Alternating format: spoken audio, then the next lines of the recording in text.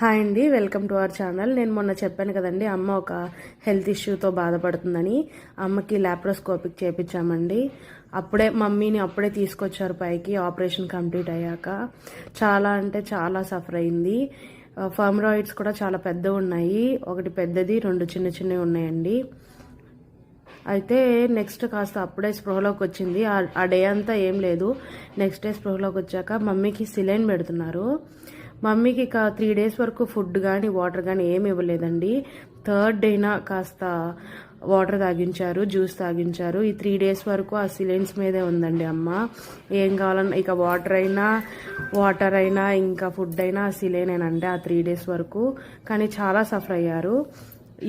ఆ వెయిన్ దొరక్క సిలైన్ పెట్టేటప్పుడు పెయిన్ వస్తూ చాలా బాధపడింది.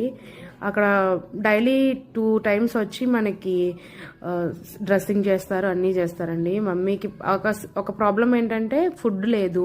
ఆ సిలైన్ పెట్టేటప్పుడు ఆ వెయిన్స్ ఒకటి బాగా నొప్పి వచ్చాయి మమ్మీకి. కానీ హాస్పిటాలిటీ అంతా బాగుంది అక్కడ. ఇంకా జాగ్రత్త ఉండాలి. ఆ ఆపరేషన్ చేశాక మళ్ళీ అమ్మకి బ్లడ్ లాస్ అయింది. మళ్ళీ ఐరన్ ఇంజెక్షన్ ఎక్కించారండి మమ్మీకి. ఆ సిలైన్స్ మినిమం ఒక 7 సిలైన్స్ వరకు పెట్టారు. మళ్ళీ బ్లడ్ టెస్ట్ చేశాక హిమోగ్లోబిన్ లేదన్నారని మళ్ళీ ఐరన్ ఎక్కించారు మమ్మీకి. ఐరన్ ఎక్కించాక ఇక నెక్స్ట్ అప్పుడే కాస్త ఓపిక పడింది. 5th డేకి డాక్టర్ గారు వచ్చి చెక్ చేసి ఇదిగోండి చూసారు కదా, అమ్మకి అక్కడ సిలైన్ పెట్టేటప్పుడు బాగా పెయిన్ వస్తుంది ఆ నర్స్ అక్కడ పెట్టేటప్పుడు. సో అమ్మ కాస్త ఇబ్బందిగానే ఫీల్ అయ్యింది. ఏదున్నా ఇంకా ఆ పైప్కే చేస్తున్నారు. ఆ వెయిన్ ఏమో కదులుతుందట మధ్య మధ్యలో. మమ్మీ చాలా సఫర్ అయింది ఆ సిలైన్ పెట్టినంతసేపు.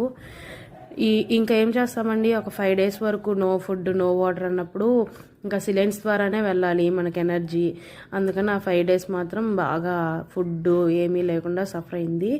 నెక్స్ట్ ఏంటంటే అండి, మమ్మీకి మానిటరింగ్ మాత్రం బాగా చేశారు. బీపీ కానీ ఫీవర్ కానీ లేకపోతే ఇంకేమన్నా ఉన్నాయా ఆ ప్రాబ్లమ్స్ అన్నీ మార్నింగ్ ఈవినింగ్ ఆఫ్టర్నూన్ వచ్చి మానిటర్ మాత్రం బాగా చేశారు. సో చూసారు కదండి, అక్కడ మమ్మీకి ఆ వెయిన్కి ఇస్తున్నారు ఇంజెక్షన్, ఆ పైప్కి ఇంజెక్షన్ ఇస్తున్నారు సిలైన్లో పెట్టడానికి. నెక్స్ట్ డే 5th డే అండి, డాక్టర్ వచ్చి చెక్ చేశారు. ఆ స్టిచెస్ ఎలా ఉన్నాయి ఏమిటి అని చెక్ చేసి అప్పుడు చెప్పారండి ఫుడ్ తినొచ్చు అని చెప్పి.